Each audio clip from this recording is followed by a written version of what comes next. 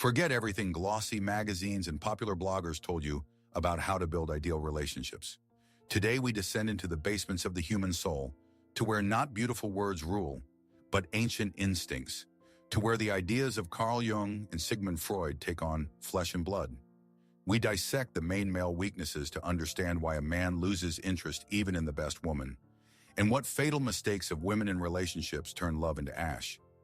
This is not just a lecture, this is a session of psychological striptease, after which you will understand how a man actually gets attached, and not in your fantasies. And closer to the end, we will reveal to you that very fatal mistake that almost all women make after the first night, and tell you how to create such a connection with a man that holds him stronger than any passion. Ideal balance in relationships. Let's be honest. Most unions crumble not because of cheating or lack of money, but because of a violation of the energy balance, which turns partners into enemies. Imagine a woman who decides to invest in the relationship 100% and then another 50% for her man, turning into a sort of multi-armed Shiva in a skirt. She not only helps, she starts living his life, thinks for him, decides for him, plans for him. She becomes his external brain, his life support system. And at this moment, she commits a double zeroing, erases the man in him and erases the woman in herself. What happens to him? He is psychologically disarmed. He no longer needs to be strong, decisive. He does not need to fight and win because his war has already been won by her. She deprived him of the hero's path, his personal quest. He turns into a passive consumer of her care, into a big child who gradually begins to quietly hate her for making him weak. This is the fundamental mistake, the root of why he cheats or simply silently leaves. He leaves not her, but his own incompetence, which she highlights to him daily. And what happens to her? She burns out. Her sacrifice, which at first seemed like a virtue to her, turns into a heavy burden. She starts accumulating grievances and claims. I am everything for him and he. She does not understand that she herself created this infantile monster. Real relationship psychology is not sacrifice, but an elegant dance, a game of ping pong where every pass returns with the same force.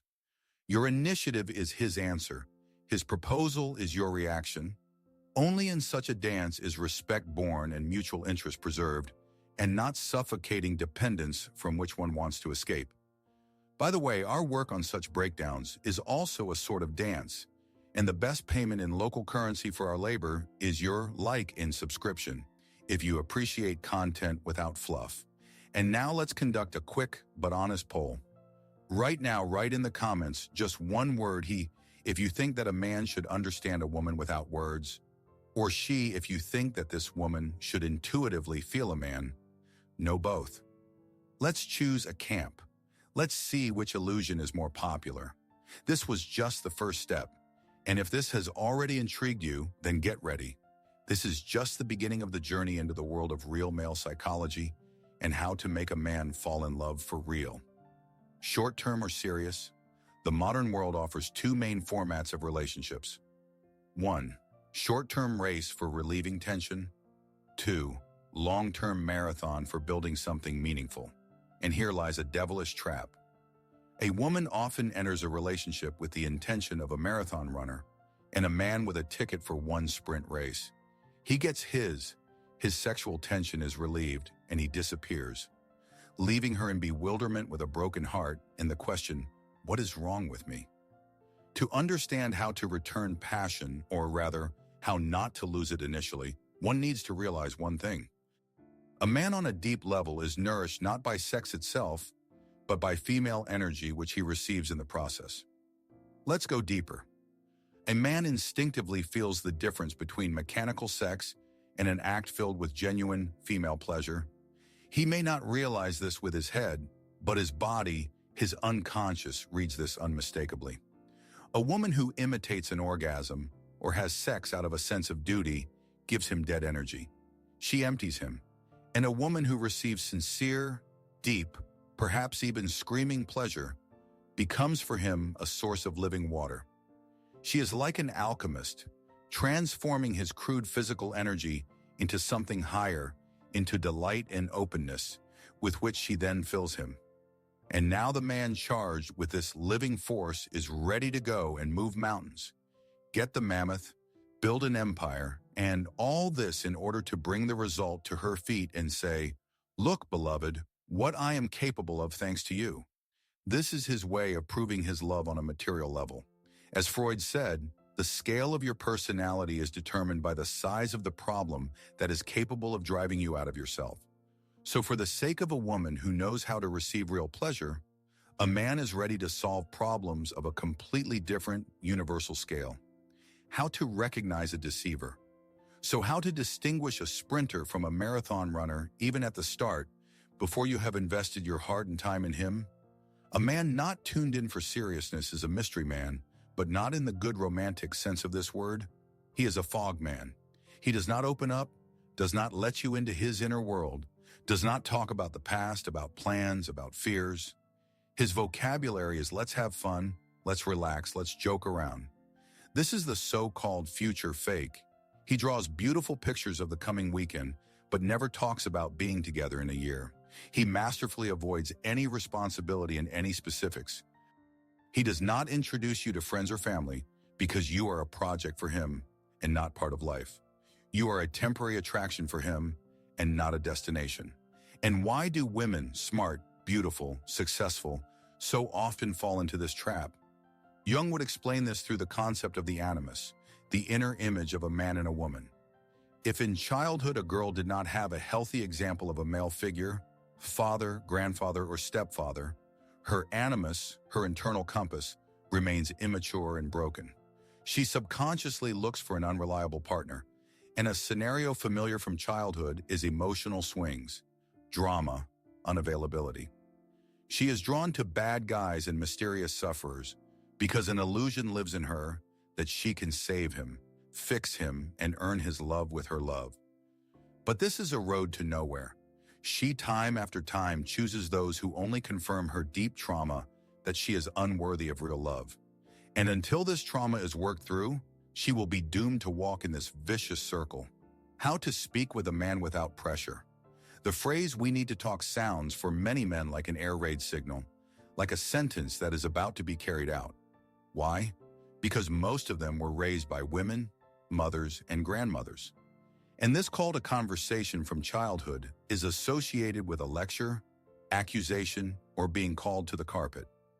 At this moment, not an adult man wakes up in him, but a naughty boy who is waiting for punishment. This drives him into a stupor and causes the only desire to run away, hide, disappear.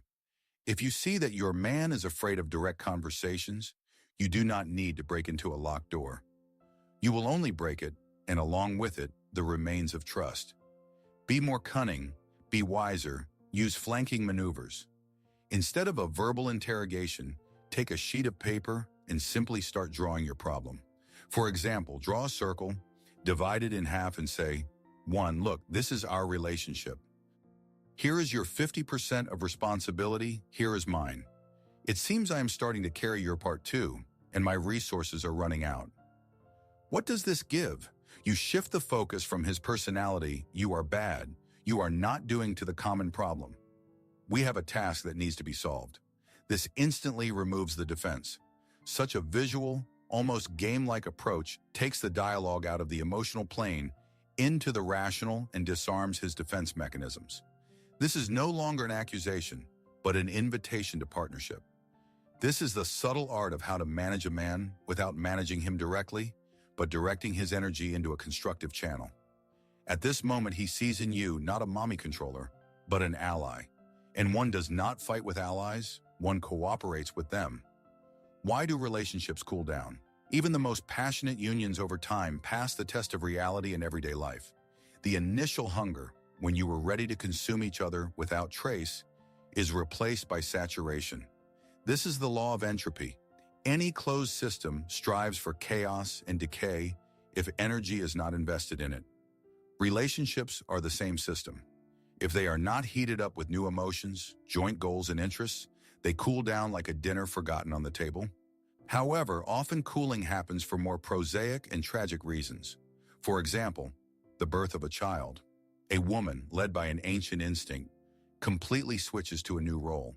She becomes a mother with a capital letter, and at this moment she unconsciously builds around herself and the child a sacred space where entrance is forbidden to the man. He turns from the center of her universe, from the beloved, into service personnel in the orbit of the mother-child system. Fetch, give, earn money, and do not make noise. He is excluded from the emotional field, and he begins to feel like a third wheel in his own home. In some countries, according to statistics, a huge percentage of male alcoholism is connected precisely with fear of the woman and a feeling of his total uselessness. He seeks solace on the side, in the bottle, in work, in the garage, or with another woman who will look at him not as a function, but as a man. This is not a justification, but a statement of fact. If a place is not found for a man next to you, he will find it somewhere else. And to blame only him for this means closing your eyes to your half of the responsibility for the collapse of your common world. How to prevent betrayal. If your relationships are already covered with frost, and the former attraction has been replaced by polite indifference, the first impulse is panic, scandals, or attempts to earn love back. All this is a road to nowhere. This is agony and not treatment. To resuscitate dying feelings, you need to act not like a surgeon with a scalpel, but like a restorer with a fine brush. Stop talking about problems. In a crisis state, the partner's brain perceives any discussion of relationships as a threat, as another attack. Instead, remember not where you made love, but where you laughed together to tears. Remember not the bed, but that place, cinema, concert, silly trip out of town, where you both experienced real childish, uncontrollable delight. Your task is to recreate that common emotional field in which you were once happy.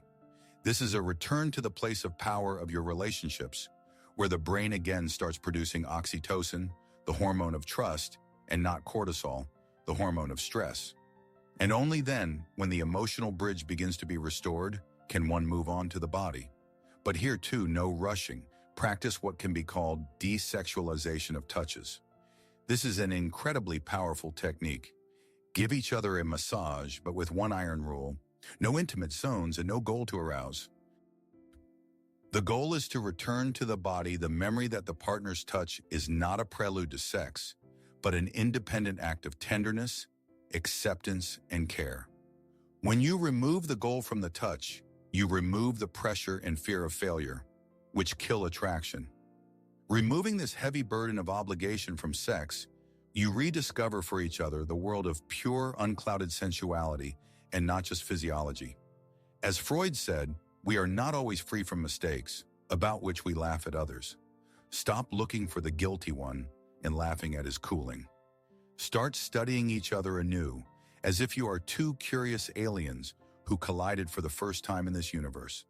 And by the way, if you appreciate such a deep approach and not superficial advice, then your like and subscription will be the best sign that we are on the right path. What does a man actually need? In the modern world, a woman is taught to be strong, independent, self-sufficient. She builds a career, earns money, solves all problems herself. And this is wonderful. But in pursuit of this strength, many women forget about another. No less important component that a man looks for in his chosen one. This is not weakness and not infantilism. No, this is what can be called conscious belonging. This is not the position of a victim or a slave who says, "I am nothing without you." This is the position of a queen who, having looked over the whole world, all men, all possible options, looked exactly at him and said, "I choose you." Feel this colossal difference. One thing is a woman who, with her whole appearance, screams, "I will manage without you too. You are just a pleasant bonus in my already ideal life." And completely different is a woman who, being absolutely self-sufficient, says to him, "My world is full without you too, but with you it becomes better, and I want to be yours." Such a demonstration of choice and belonging does not humiliate her, but on the contrary elevates him to the level of a king. This activates in him not the rescuer archetype, which is needed temporarily to pull the lady out of trouble, but the ruler archetype, who is looking for an equal queen for joint long reign. This choice disarms a man stronger than any manipulation. At this moment, he receives from her not just sex or borscht. He receives the most valuable thing, her conscious choice, her recognition. And he instinctively understands that now on him lies the responsibility for this choice, for this woman, for their common world. He becomes her protector, not by coercion, but by the call of the heart. He is afraid of losing her, not because she is dependent on him, but because her choice is the highest confirmation of his own value and competence. These are the main signs of male love on a deep unconscious level. And now we are approaching the most important thing. Everything that we discussed before is an important base. But this is only preparation for two key secrets that distinguish truly happy relationships from all others. This is what we promised you at the very beginning, what must never be done after the first night. So it happened. The first night is full of passion and hopes. And here 9 out of 10 women make the same fatal mistake, which can be called premature occupation of territory. Yesterday, she was for him a mysterious stranger, an object of desire. And today in the morning, she is already mentally rearranging furniture in his apartment, in his life, and in his head. She starts behaving as if a marriage contract is signed. There becomes too much of her. She calls, writes, controls, bosses around in his kitchen as if at home, leaving her things accidentally in visible places. What does a man feel at this moment? Let's climb into his head. On a subconscious animal level, he perceives this as an aggressive invasion of his sovereign territory. His house, his personal space, is his fortress, his lair, a continuation of his self. And when she, without invitation, starts capturing this fortress, she violates his boundaries. He has not yet decided who she is for him, and she is already marking his space, trying to appropriate it, colonize. This causes in him an instinctive fear of being swallowed, losing his freedom and his identity. In his eyes, she turns from a desired nymph in one night into a predator, into an invader, into an occupier. And his only healthy reaction is to run, distance, pull away to preserve himself and the integrity of his boundaries. Moreover, her intrusiveness creates huge unspoken pressure on the future. By her behavior, she sort of says, well, that's it. Now you are mine. Now you owe me. This instantly raises the stakes. He starts thinking not about how good he felt, but about whether he will be able to meet her expectations. Will he cope? And does he want this at all? This fear of future obligations forces him to devalue the past. That is why he disappears after sex. He evaporates not because he is a scoundrel, although that happens too, but because she, with her haste, turned on the self-preservation mode in him. Remember, after the first intimacy, you need to conversely step back a little, create a vacuum, give him air, and the opportunity to make the next step himself. Your value in his eyes after sex does not fall, but on the contrary increases, but only if you do not start devaluing it right there with your intrusiveness. Connection that holds stronger than passion. Passion is a fire that burns brightly but burns out quickly. This is chemistry. This is instinct. These are horizontal relationships built on the attraction of bodies. But there is also another connection, vertical, going deep into the soul, which over the years only gets stronger and turns into an indestructible diamond. This is what can be called psychological nakedness. To be truly close is not just to know each other's favorite poses. It is to know the trigger points of the soul, the most shameful and vulnerable places, the darkest corners of the internal basement. And not to hit them in a quarrel, but on the contrary, come there with a flashlight and carefully heal them with your acceptance. Every woman, every man has their skeletons in the closet, connected not only with the body, but also with the personality. This is not only shame for a scar or an extra kilogram. This can be shame for an exam failed in youth, for a stupid mistake that cost dearly, for a secret fear of turning out to be not smart enough or not successful enough. These are stories that we hide even from ourselves. Real intimacy begins when you gather courage and decide to tell the partner about these skeletons. When you can say, I still feel like an idiot when I remember how I was fired from my first job, or I am panic-stricken by public speaking because in school I was mocked at the blackboard. When a man hears such a confession from a woman, he receives access not just to her body, but to her soul. And if at this moment he does not turn away, does not start giving unasked advice, but simply hugs and says, "I understand you, I am with you," magic happens. He becomes her healer, and she becomes his when she decides to listen to his own fears. Carl Jung spoke about accepting your shadow, that dark part of the personality that we do not want to recognize in ourselves. So true intimacy is when two people can show each other their shadows, and instead of horror, see acceptance in the partner's eyes. This is that very connection that makes you irreplaceable for each other. Sex can be found with anyone, but a person before whom it is not scary to be yourself, vulnerable, imperfect, real, such a person is not let go. How to remain interesting always. If you watch to this moment and are ready for the most important thing, simply put a plus in the comments or throw any smiley. It will take a second, and we will know that you are with us and ready for initiation. And now to the essence. So what is the main secret of eternal attraction? It is ridiculously simple and simultaneously unbearably difficult for execution in a world obsessed with relationships. Never stop becoming yourself. Most relationships die from boredom when partners have studied each other up and down and turned into read books. They know all reactions, all stories, all jokes. The intrigue has died. A man by his nature is a hunter, always drawn to the unknown, to the mystery, to the next chapter. If there are no more chapters, he goes to look for a new book. But to be interesting does not mean constantly changing hairstyles and hair color or frantically collecting new hobbies to surprise him. This is a false path. To be interesting is to have your own, separate from him, rich inner world. It is to have your passions, your goals, your hobbies that exist not for him, but for you. Today you got carried away by neurography, tomorrow by the history of ancient Rome, the day after tomorrow went to Argentine tango courses. You are constantly changing, you are growing, you are discovering new facets in yourself, because it is wildly interesting to you yourself. You become a woman who has her own gravity, her own center of the universe, and he feels that he has the privilege to be in the orbit of this amazing planet and not be her sun around which everything revolves. Every time he thinks that he knows you completely, you turn to him with a new, unexpected side.